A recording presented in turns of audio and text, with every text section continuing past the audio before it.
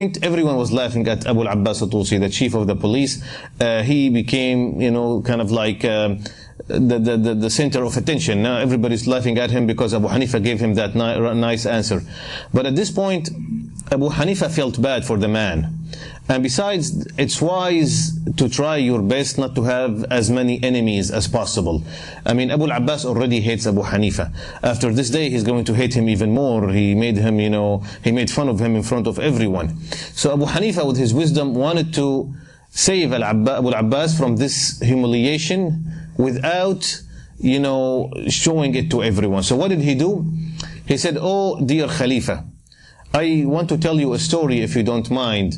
I learned it from my teacher, Al-Sha'bi." So the Khalifa said, "Okay, tell us the story." Again, Abu Hanifa's intention is to divert the people's attention from laughing at Abu al-Abbas, again, to laughing at something else, to save Abu al-Abbas from this humiliation again. So he said, "Al-Sha'bi, my teacher, taught me this story. There was a forest, and there was a leader, a king of the forest, which was the lion.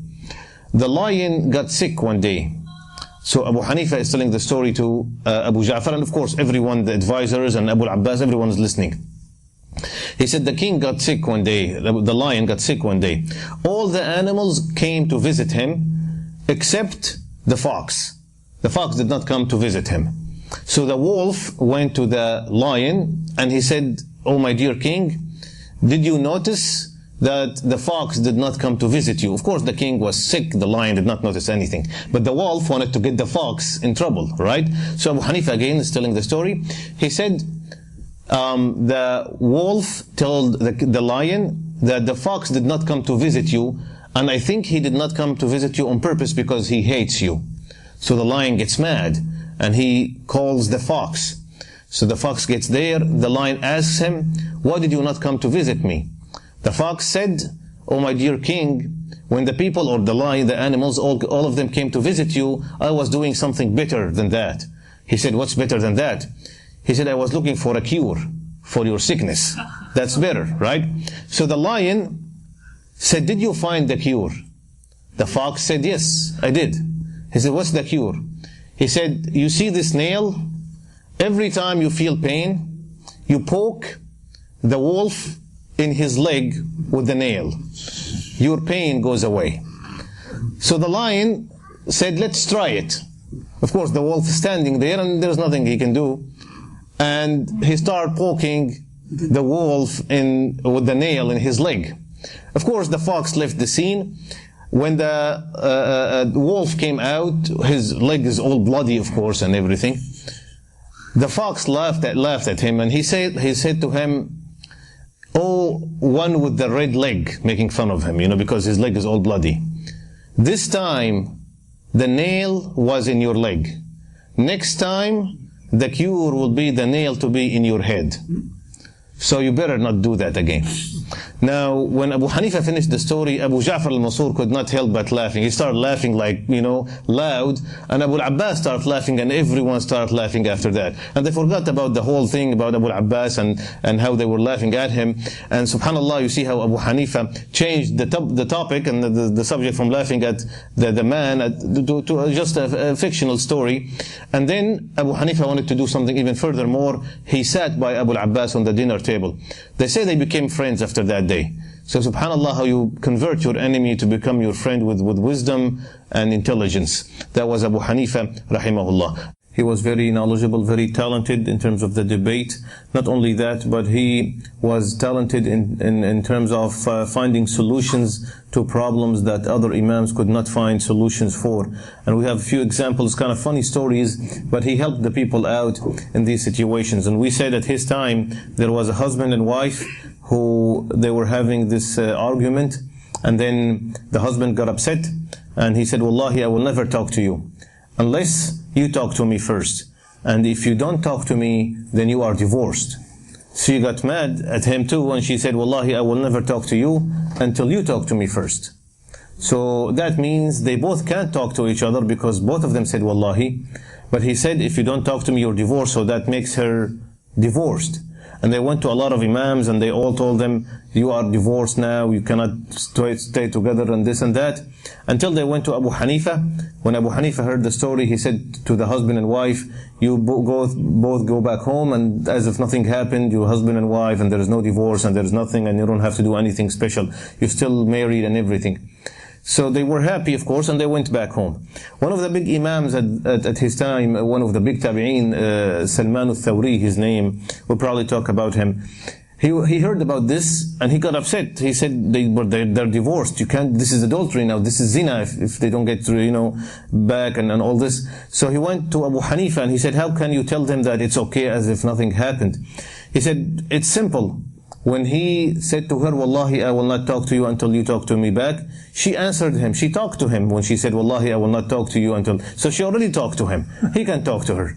So that, of course, Salman Thawri was kind of like surprised by this answer. Now listen to Abu Hanifa, what he says. He said, I wanted to find a solution to keep the family together, to find the husband and wife, to keep them together, and that's what Islam wants. All I do is to serve Allah subhanahu wa ta'ala and His religion, and that's why I try to find solutions in these small things. And I did not do anything haram.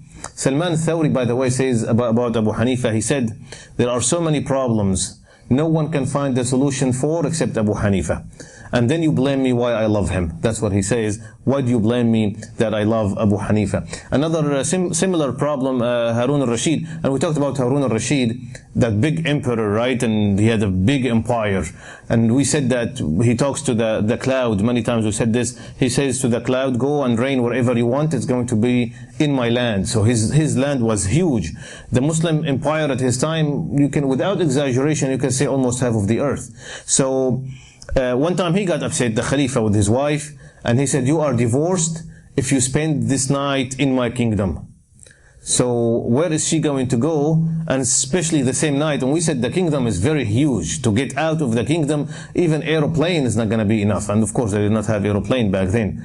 So what is she going to do? She does not want to be divorced, but she, at the same time, he made the condition that she has to leave the kingdom. So they went and asked many people. Finally, they asked Abu Hanifa, and Abu Hanifa said, there is only one place that's not his kingdom, it's the masjid. Go and spend the night at the masjid. It's nobody's kingdom. The masjid is for Allah subhanahu wa ta'ala. So this way, you are not divorced anymore. You see how he was very smart, very intelligent, found solution to people in these situations. One of the things that all the Imams had was patience. And of course, a man that is successful normally will have a lot of people, like in our language now we call them haters, right? Like, because he's successful, they're just jealous of him. So any man that's successful will have people who will hate him just because he's successful. And of course, Imam Abu Hanifa, we have talked about him for a while now. We can at least say that he's very successful. One time, he was sitting, and again, we said we need to improve our lives. That's why we're talking about this and telling these stories. One time he was sitting in his halaqah when a young man, one of the youth, came inside and he said, oh Abu Hanifa, you are zindiq and mubtadi'. Two bad attributes he called him with. Zindiq, something like hypocrite. Mubtadi', someone who does bid'ah. And both, of course, are terrible things to call anyone. Now this happens to you or me, what would we do? In one masjid, one brother got so mad at me because I told him ittaqillah. That's all because I said ittaqillah, he almost hit me. So, and by the way, ittaqillah is not an insult. When we say to someone ittaqillah, we should say the answer to that is jazakallahu khairan. You are reminding him to fear Allah. And that's the way we are. You should remind me, I should remind you to fear Allah subhanahu wa ta'ala. It's not an insult. At our time, if you say taqillah to someone, they take it as an insult. So this man did not say taqillah to Abu Hanifa. He said, you are a hypocrite and you do bid'ah. Now what did Abu Hanifa say back to the young man? He said, Allah knows that I am neither one of the two. Allah knows that. But, Abu Hanifa's principle, I am right and I can be wrong, and you're wrong, but you can be right. This is always his principle in his life. He said, if I was wrong and you were right, then may Allah forgive me. And if you were wrong and I was right, then may Allah forgive you. So imagine he asking for forgiveness either way. The young man felt actually shy. And he said, no, I am wrong. May Allah forgive me. You see how the people were at that time, and this is how the tabi'een and the people after tabi'een were. Why can't we follow their example? And we gave another example when Imam came to Abu Hanifa. We wanted to ask him a question, a fiqh question. So next to him, there was one man from Al-Busra, which is, again, Busra is a different city in Iraq. Abu Hanifa was from Kufa, and that man was from Busra. So Abu Hanifa answered the man. Now the man that's sitting next to him from Busra, he said, oh Abu Hanifa, I heard this question before, was asked to Al-Hasan al-Basri, the great Imam of Al-Basra. And we said Hasan al-Basri is a great Imam of Tabi'een. He has a lot of knowledge himself. So the man from Basra said to Abu Hanifa, your opinion, what you said, your answer to the man was wrong. Al-Hasan al-Basri says opposite of what you have said. So Abu Hanifa said to the man, he said, no, Al-Hasan al-Basri is wrong and I am not. So the man got so upset. He got so mad at Abu Hanifa. And we have sometimes this, racism, tribalism, that just because I'm from Basra, he's from Basra, he can't be wrong. Unfortunately, sometimes we feel that way. So the man said, oh Abu Hanifa, you say about Al-Hasan al-Basri that he's wrong. You are the son of this and that, and he started insulting his mother. And this is a big insult, by the way. So what did Abu Hanifa do? And let's remember they were human beings like us. They get mad and everything like us. But except, the level of taqwa was different. So again, Abu Hanifa said the same thing. Allah knows that my mother is not like what you're saying. And Al-Hasan al-Basri is wrong. I say it again, because what I said was not my opinion, it was what Ibn Abbas said. Ibn Abbas's opinion is more authentic and powerful than Hasan al-Basri. Of course, Ibn Abbas is a companion, and a companion is more authentic than a tabi'i after that. So the man was actually embarrassed, and he left without saying a word. What I'm trying to say here is, patience can solve a lot of our problems. Anyone can start a fight, but only few can be patient in the difficult times. Some books were authored about Abu Hanifa hundreds of years after he passed away. These books are not accurate. And you can see some people that exaggerate talking about him. One of the things they say, and you probably have heard this one before, that he prayed qiyam. He used to pray qiyam a lot. That's true. But not to the point that they say 40 years he prayed Isha with the same wudu, Fajr with the same wudu of Isha. He prays Fajr with the same wudu of Isha for 40 years. That's exaggeration. I mean, it's possible maybe at our time now, Isha is like 10 o'clock and Fajr is like 5 o'clock. It's not that much, the night is short. But 40 years every single day, I think that's exaggeration, and it's not really true. But we can say that he did a lot of qiyam. That's one thing that's, we can all agree on. Now, his neighbor was a young man, one of the youth, who used to get drunk every day, especially at night, and when he's drunk, he likes to sing. Some poetry he made saying, أَضَعُونِي وَأَيَّ فَتًى أَضَعُوا. They have forgotten about me, and what a great man they have forgotten about. Talking about himself. So he will stay every night, getting drunk and screaming like this. Now you can put yourself in Abu Hanifa's place. You want to pray your qiyam and make dua, and your neighbor is screaming, he's drunk. You'll get upset. Abu Hanifa never talked to him. Until one day, Abu Hanifa was doing his qiyam and he did not hear the voice.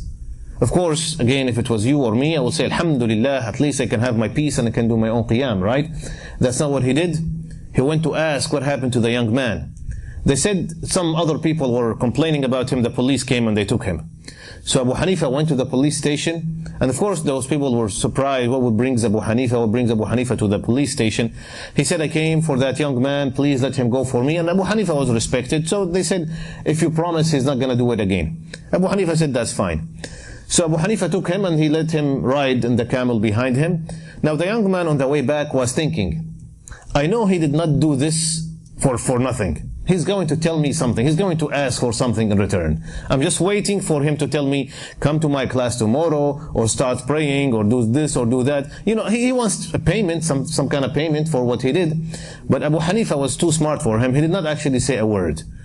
He kept, and the young man is waiting for Abu Hanifa to say something. He kept silent until they got to the young man's house. He went down the camel. Just before he entered the house, Abu Hanifa looked at him and he said, I have not forgotten about you. You remember the poetry that he kept saying, they forgot about me, and they should not have forgotten about me, and they forgot about me. So Abu Hanifa, of course, heard him singing. So he said, I have not